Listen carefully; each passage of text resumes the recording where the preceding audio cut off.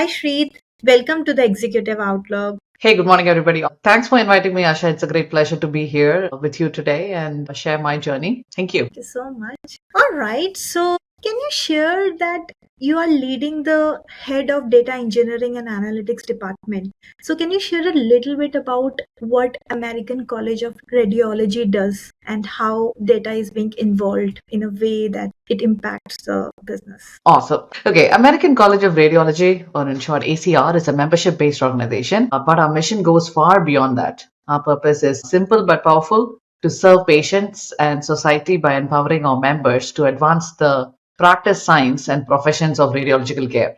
We've been around for more than 100 years, and today we represent about 1,000 members, including radiologists, radiation oncologists, medical physicists. And even though we are a membership based organization, one of our largest and most impactful business is accreditation. If you've ever walked into a radiology facility here in the United States to get a CT, MRI, or any other imaging study, that scanner has to be accredited every 3 years. And that's an FDA mandate. ACR is a primary organization providing that accreditation across the United States. So in many ways, we are a monopoly in that space. Beyond accreditation, we are deeply involved in like clinical research, AI validation, and continuing medical education. And we also operate one of the largest medical imaging data hubs in the country, collecting imaging data from more than 39,000 facilities. That's roughly about 5 terabytes of new data every month, and our total data assets are now approaching a petabyte. So while ACR is known as a professional society, behind the scenes, it's a data-rich,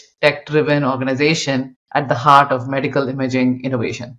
Thank you so much for sharing. So, you have plenty of data. So, how you are utilizing this data, and have you start working in the AI side of it, building the architecture, analysis, and other purposes? Yes, totally. Let me ask you a question. Out of what percentage of radiology facilities do you think has some form of AI in their facility? What percentage of facilities do you think in the United States? If I talk about the normal departments, because I'm interacting with different departments, so there are very less percentage of AI being utilized for analytics for other purposes. So they are around only 20% where they are reached to this stage of analysis.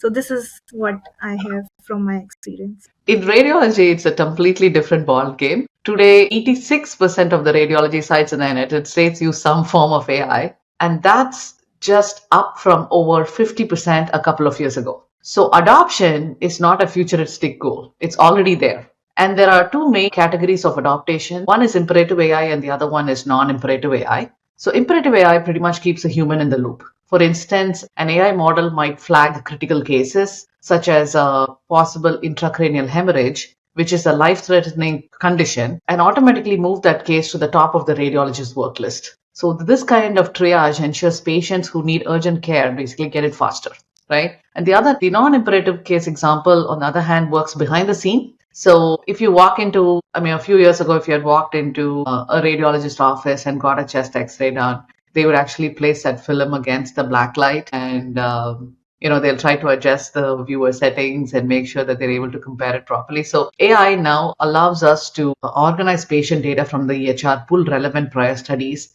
and set up the efficient hanging protocols. So when the radiologist does all of that setting, it's called the hanging protocols. So deciding how the current and prior imaging are displayed side by side. So for all of that, AI is actually useful. It can even adjust viewing settings such as contrast or orientation automatically. These tasks are repetitive and time consuming when done manually, and AI really helps in those cases. So AI is already making radiologists' workflow more efficient, even when it's not directly interpreting the images. So it's pretty high in the field of AI, in the field of radiology. That's great to know. So I have one question. As a leader, how do you identify that these are the cases which can be solved with AI?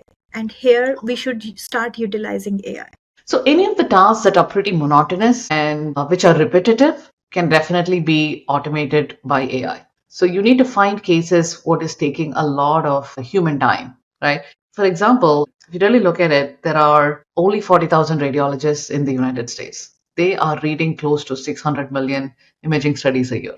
That's an insane amount of imaging studies. And on top of all of this, if you're asking the radiologist to do some manual work, Like already they're reading hundreds of medical imaging studies a day. So anything that can actually give them back more time so that they can read more cases, obviously those are the things that we need to kind of look at. So it's time and money. Obviously, you need to find out what are some of the tasks that can be easily automated so that we can use the human time more effectively. So I would say that there are only three major, like in the humankind, there are three major revolutions. One is the finding of electricity, which started the Industrial Revolution. Before that, people were pretty much making stuff by hand, right? Once we found electricity, then obviously it tried to automate the manual workload that the human did. Then is the finding of the computers and the World Wide Web, where the computers tried to replicate the human brain, so it made processing much faster. AI is the next level. It's taking the human brain and the physical work. It's combining both. So this is the third biggest revolution in my opinion, and it'll be life changing for humans. It's absolutely true. So, as you are utilizing the AI, one of the fears is about the accuracy. So, how do you handle such fears in your systems? Fears can be eliminated or reduced only by data and facts. So, which means there needs to be proper AI governance and proper AI monitoring. ACR is really big on AI governance and monitoring. What ACR does is we monitor the efficiency of AI algorithms in the various sites across the United States. So if AI is basically running at a particular site, we basically get the AI result from the AI manufacturer. We get the radiology report from the site. We parse out the radiology report, get the results, what the radiologist is saying using generative AI. We'll talk about that in detail on a detailed use case. But we take that and then we compare that against the actual AI to look for concordance or discordance. And we present the facts back to the sites. So once you start monitoring like this, then people get the confidence. I mean, it can be either way. One is if its performance is always matching, then it improves the confidence, it improves accuracy. So it's all about data and facts at the end of the day. So I think monitoring and governance is huge when we deploy an AI. So it's kind of against the traditional software development where we develop once, we test it, and then we deploy and forget about it. Because we know if we have tested for that scenario, it will definitely work. But AI is not like that. Even though you tested for scenarios, because the incoming data coming in, it can be totally different. And based on that, it can skew your results. So in an AI world, a lot of importance is given for like AI and AI governance and monitoring. And that is where you'll spend the most amount of time and not in the development. So it kind of changes how we operate period so far.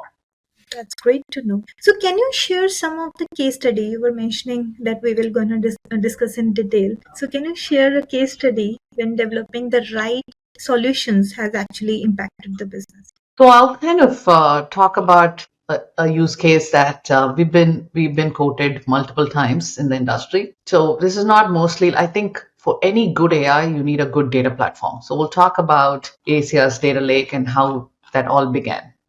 So ACR, one of the division of ACR is Neiman Health Policy Institute, and they are a subdivision of ACR, which basically handle the claims data across the country. From they get the CMS claims data. They also a few years back got about 300 terabytes of data from the private payer data from a third party company. So traditionally, this particular division was analyzing the claims data and they were reporting on this data so that the other researchers and policymakers in the country would obviously come in here. And it was basically the source of truth for claims data across the country. So they were a data hub basically to delivering claims data, slicing and dicing the data according to the industry needs. So all of this was on-prem. We used to have a SAN, we used to store the claims data, which was 30 terabytes on-prem. And the team had a SaaS server, not software as a service, but the statistical analytical tool. And this particular SaaS tool was deployed on a server. There were about 15 researchers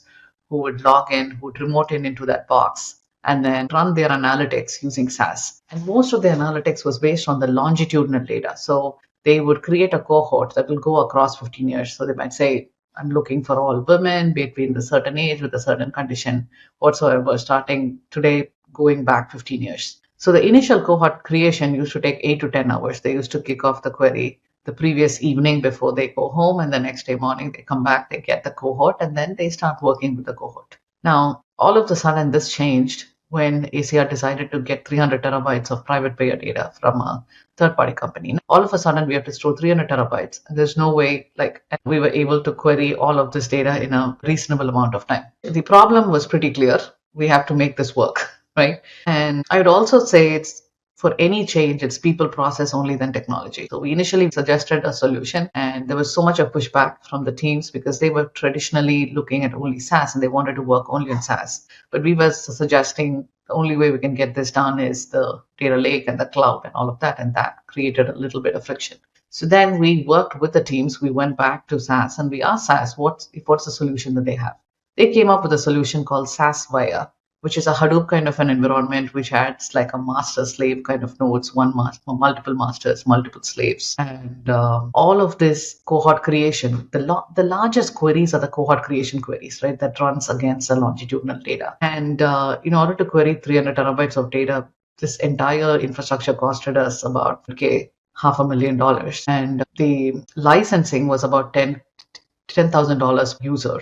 On top of it, we have to maintain all of this on our own. So obviously, we are a nonprofit. This wasn't a viable solution. We had to. Then the teams came back and said, "What is our options?" Then we suggested, "Okay, let's go the way that we suggested, which is we'll create a data lake in the cloud, place all the data in the data lake, and then we would also give you the SaaS server. Once you create your cohort using the Athena and the traditional AWS tools, then you can take once you create the cohort, the data becomes small, right? On what you need to run your analytics on. It's 1 or 2 gigs of data that you take into SaaS and use SaaS for your running your analytics. So it was kind of a win-win. And we started moving the 30 terabytes of data. First, we took the existing data to show the performance improvement. We took the 30 terabytes of data and converted that into Parquet, and that became terabytes, right? Obviously because of the columnar compression. And I had one of my engineers take a query that was running in SaaS, the cohort creation query running in SaaS, and we ran it on top of AWS Data Lake using Athena.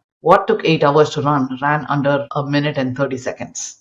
So once seeing that, there was no going back. There was no going back. So now we were able to onboard 300 terabytes of data. At 300 terabytes of data, we get 10x compression, right? Or once we convert that into Parquet, and most of their queries run under 2 or 3 minutes now. The entire team is now happy, and that became like a foundation for our data lake for the company, which is also a foundation for all the AI stuff that we're doing today. So that's a starting point for us. Amazing transformation, amazing optimizations, right? And your data platform is set, and then you have started utilizing the AI side of it. You need to have a good platform. You need to have good data quality, which we are working on continuously. And it kind of interesting in the AI space because most of the data is standardized. That's one of the biggest problem for most of the companies. Here for AI, the standard for DICOM was sent in 1982-83. So all the scanners in the world, they basically follow the DICOM structure and the DICOM standards. So all of this data is already standardized for the most part. So that's the foundation. So the reason why AI is so high, AI adoption is so high in the country is 2 reasons. One is the need. The second is the foundation was already there. So it made it Right. easy. And what's the challenge you have faced when you were designing the AI infrastructure? I would say the biggest challenge when talking about AI is the trust more than the infrastructure. For the infrastructure, obviously, technical part is not the biggest challenge at any point in time because we are all technical people, a lot of smart people in the world who can make anything work under the sun, right? From a technology standpoint. It's about people, it's about process, it's about the trust. I think everything about AI is about the trust. And when we put an AI solution together, you need to see how to improve the trust and what are the things that need to be done in order to improve the trust of that AI solution. I think that is the biggest thing that people need to understand going forward. Absolutely true. And if you will have to measure one metric, so what you will gonna put it to make sure that AI is actually creating the value. So in short, the KPIs for AI governance, what from your perspective? So from a KPI standpoint, definitely it needs to be a business KPI. It's extremely important that anything that we track is business aligned and not technical. I would say in our case, it would be time to diagnosis or operational efficiency, turnaround time for reduction. Does it directly tie to patient outcome and cost savings? So those are the kind of things you need to find out tangible impacts. In our case, it's tangible impacts patient care and reflects both efficiency and adoption. So you need to pick for your particular business what is the either you increase the top line, which is your revenue, decrease the bottom line, which is your cost, or improve customer satisfaction. So it has to be one of those three. Your KPI should be one of these three.